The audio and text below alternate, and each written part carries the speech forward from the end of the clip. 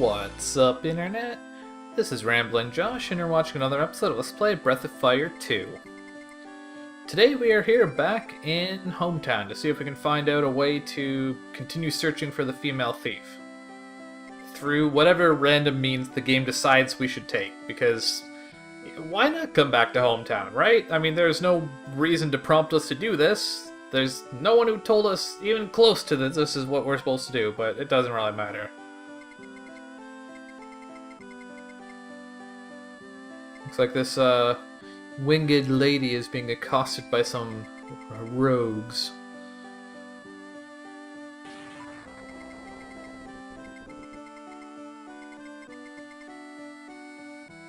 I guess they've thought otherwise.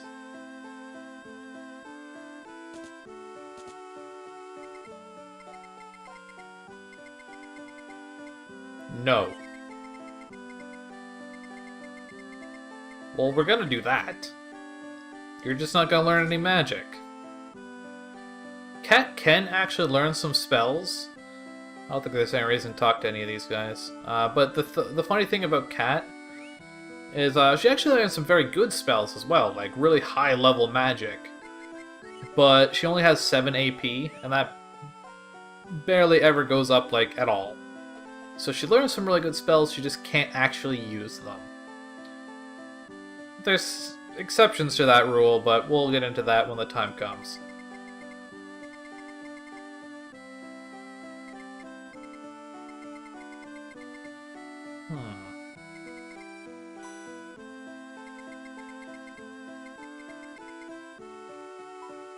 We will.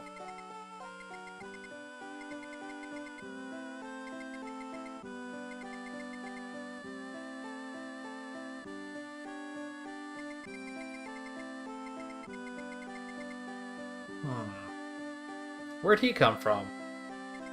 It looks a whole lot like he just teleported there. Huh?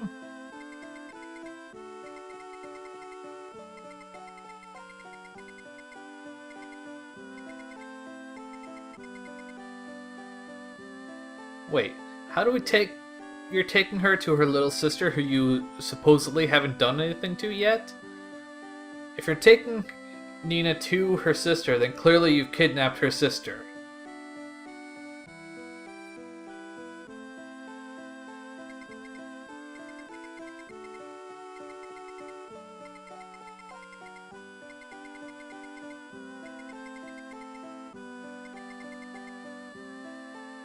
So, yeah. That happened. So now we have to go and rescue Nina and her sister Mina from the Joker gang. Mina, of course, is the lady who gave us the quest to rescue Susie. Now, we've actually passed by the Joker gang's hideout a couple times already. It is located over here. But since this is here, let me give you an example of what Cat can do.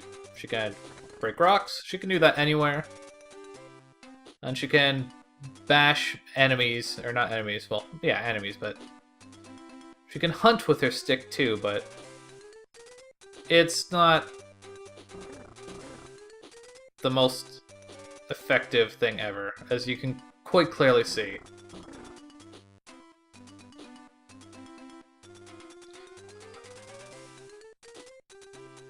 Come on. Okay, well that didn't work. You basically just have to swing the stick and hope that the animal just walks into it, which is obviously kind of meh. So, we're just kind of forcing our way through the door here. I was expecting that critical hit to kill this guy, but I guess not.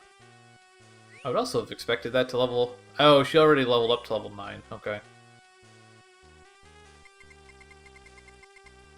So here we have something of like a riddle going on here. Each of these little guys will tell you a part of the puzzle. They'll tell you the name of some people and their relation to other people. And you have to, based on that information, you have to, there's a riddle later on that you have to try and solve. Oh no!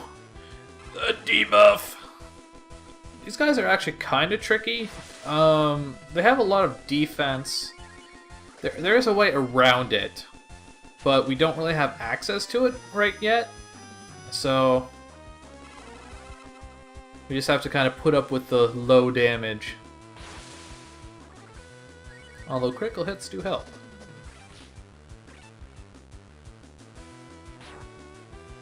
But I guess if they're going to spend time reducing my attack power, then that's time that they're not spending doing damage. There's a good amount of experience in this cave, though, so that's good.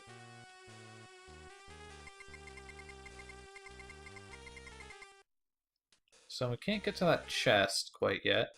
I don't think there's... Well, there's a guy here. Why are you living in this cave?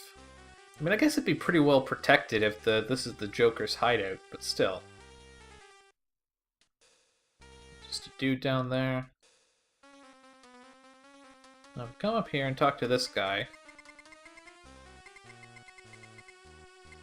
So this is kind of this is the riddle that you have to figure out. And honestly, I'm absolutely terrible at family tree stuff, so I've never actually figured it out. I think the right answer is Gabara? No. I honestly just don't know offhand, but it doesn't really matter all that much. If it did, I would have written it down and just looked it up, but I just don't care. You just kill that guy, and if anything, you get more experience because of it. So you press the switch, and this is where the real downside is from the whole thing. You have to go in this hole.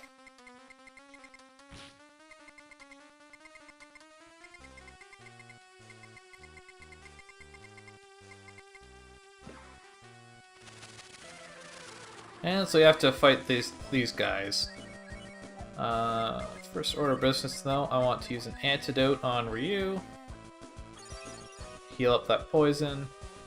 Hopefully the poisonous spider doesn't just re-poison me, but if it does, it does. Good. Nice counterattack. Cat has a pretty high chance of counterattacking. She's very glass cannon-y type character. She doesn't have much health or defense, but she does a lot of damage, and she's really fast. And she's got a good amount of luck, too. And yet more experience. A lot of times, ultimately, I end up just purposefully getting the wrong answer to that riddle just because you can get extra experience that way. There's a chest here. Luck candy. So that increases a character's luck. I'll just use it on Ryu because that's kind of how I roll. I like to just dump all the stat up items on the main character. In truth, I think the best person to use the luck candy on is probably Rand. There's a chest here. Some purple zombies, huh? These guys are called ghouls. Well, I was hoping to see if they would... Oh, right, that's a preemptive lead-off attack thing. I was hoping to see if they would die in 2 hits, but... Okay, there we go. The critical kind of got in the way of the first one there. 100 Zenny. And there should be out here... Ah, there it is. Another chest. There we get the silver dagger, which is a pretty good upgrade over the bronze sword, which I've actually been using for quite a while now. But more importantly, it's made of silver. I'm assuming that means that it does like holy damage or something, because the silver dagger is actually very effective against zombies and the will-o-wisps and stuff like that. So it's a very nice find. So just gotta make our way up here. And around this way. Huh? Where am I supposed to be going? I feel like that's just a badly translated way of saying get lost or something.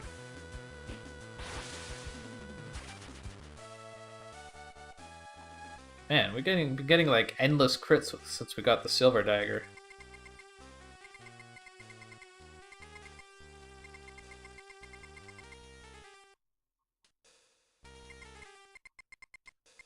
Is that all she can say?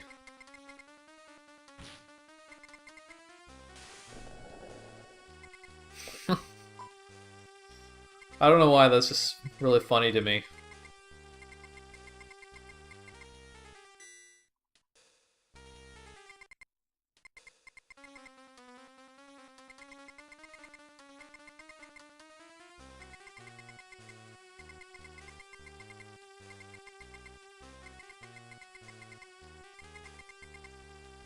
So that's what they're after.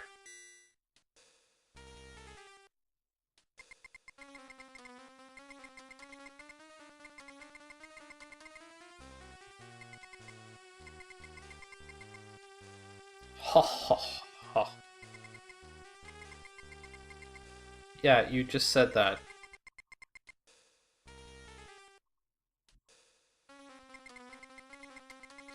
Well, that seems like a bit of a mess over there. So, let's go give them a hand, shall we?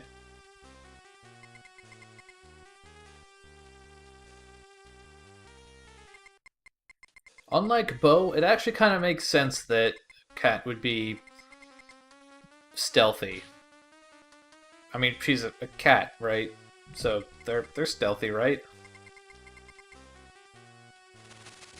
Not on my watch! Actually. Okay, yeah, these guys are all hoods. There's also another type of enemy in this place called Tricksters, who they look the same as hoods, but they have less health. So if these were Tricksters, I could kill them in a single shot, but because they're not... Well, it was a critical hit. That'll also do the job, but... yeah.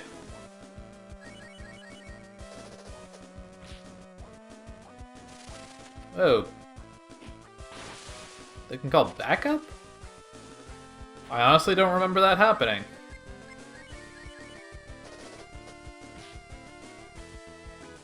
I guess more experience for me?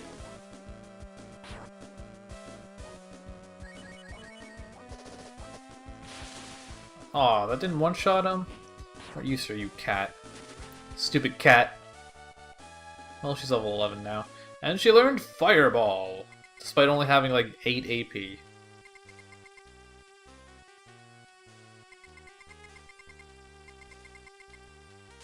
There's something about this situation that always reminds me a lot of the Don Corneo section of Final Fantasy VII. I guess it's just because this Joker boss is very reminiscent of that character.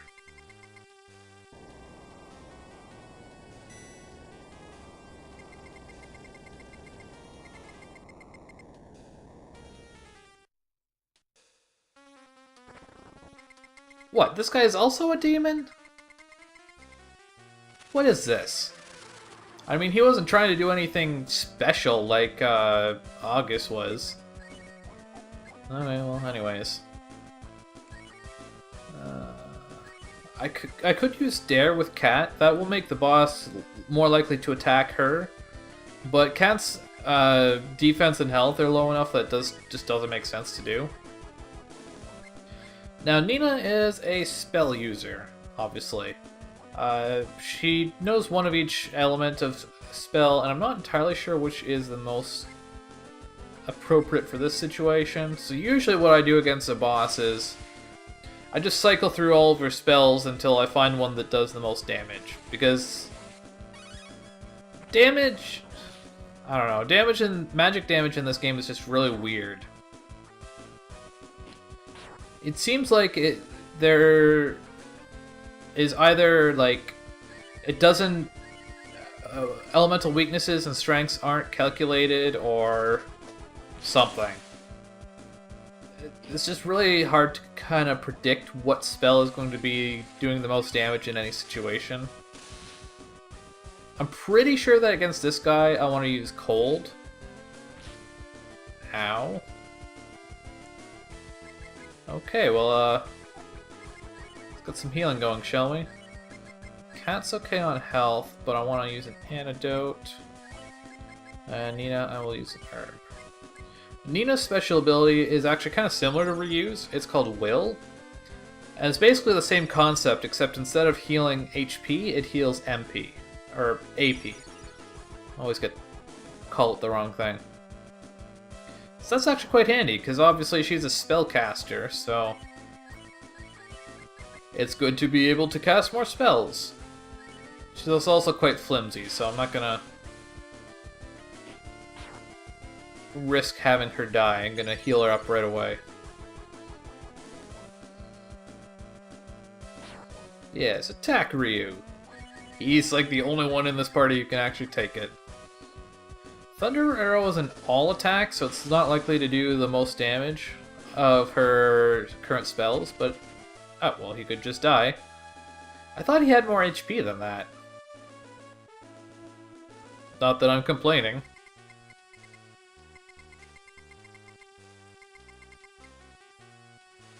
Well, it very clearly is possible.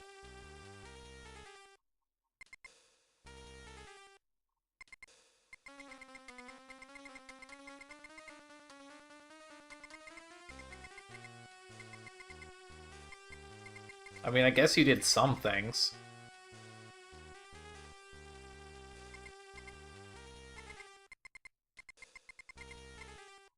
Sure.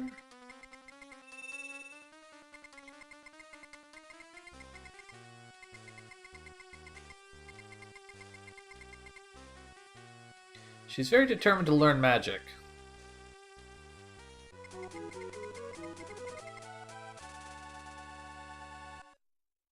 Oh, so apparently we're going home to Windia and not to hometown. That's convenient. It just means that we don't have to go all the way back to hometown first. So I'm gonna find my way over to Windia again. I ended the last episode there, so if you don't know where it is, go watch that. And here we are in Windia. Now, before I go too much further, the one thing I want, well, two things I want to mention. There was that one chest in the first screen of the Joker's Cavern, cave or hideout or whatever you want to call it. It had that chest that was being guarded by that one guy. On the way back out, you can grab that chest, and it contains 1,000 zenny. And to that same, that 1,000 zenny was put towards upgrading the armor for Nina, because her defense is pretty bad. So I decided, you know, why not make it a little bit better? So, yeah. So anyways, here we are in Windia. It also might be worth grinding a little bit, again, just because Nina comes at a pretty low level, so it might be worth getting her up a little bit. Obviously, Kat's caught up to Ryu already, but I'm not worried about it. So anyways, obviously this does not look much like a city. So we will see what that's all about on the next episode of Let's Play Breath of Fire 2. Catch you later.